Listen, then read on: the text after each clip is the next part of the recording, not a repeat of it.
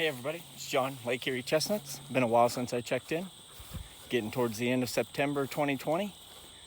Thought I'd give you a little update on the orchard. Just finished doing our final mowing of the year, where we get the grass nice and short. We're going to have a very small production this year of a few dozen nuts, and smaller than I'd hoped for after having a low year last year, but these are young trees, so unpredictable. Yeah, I'll show you some of the nuts here. This is a tree I've shown many times. You can see the nuts up there. These are fertilized. They're swelling up nicely. This will be the first time this tree actually produces. You can see hiding up here another really big burr. If you look at that.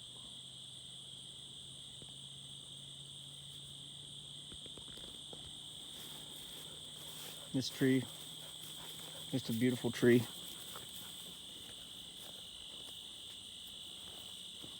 This one was planted in the ground in 2015 as a 1-year bare root.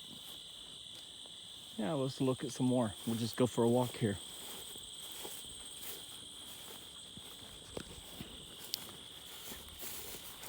Always good when you get that final mowing in. You know what the trees have done for the year, and whether it's good or bad, it's always interesting. And the orchard just looks beautiful this time of year. Just you can hear the crickets and other things singing. The color's just starting to change. We got our dog Izzy with us. Izzy had surgery on her head. Izzy, you want to show him? Come here. Come here. She had surgery on her head. She had a cyst and it grew back, so they cut it off again right here. So hopefully it just stays away this time. She's 7. They've told us it's nothing like cancer and something that commonly happens. So as you can see, this tree is a tree that I decided to tube up after it got rubbed on last year.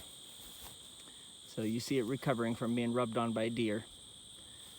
And it has a new member of its class that I'll show you here in a little bit that got rubbed on already this year.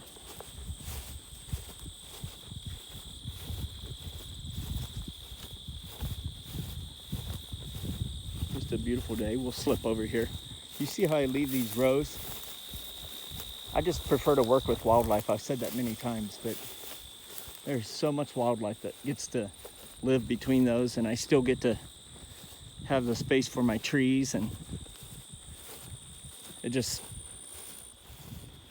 you know, each of the last few years we've had several fawns that we've bounced out of here.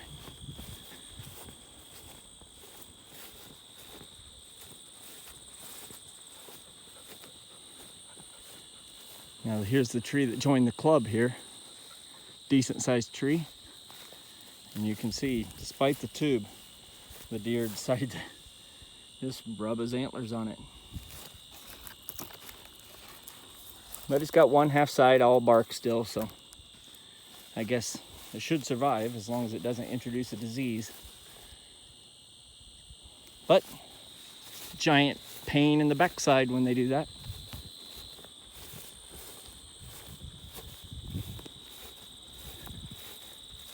The goldenrod just past peak.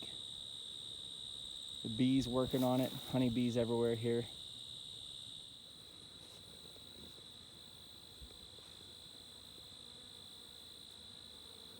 Tiny little bee.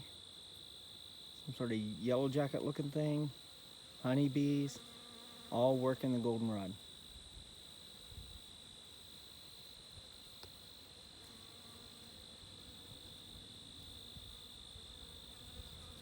Making honey somewhere. 3 honeybees on one set of flowers here. 2 left now, 1 left.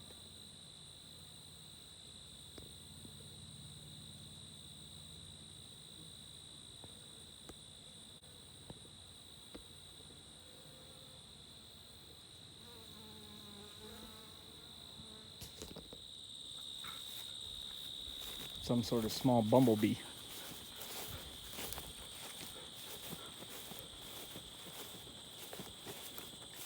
You can see I've let the trees, this tree is broken away from its stake, and I've just let it do so.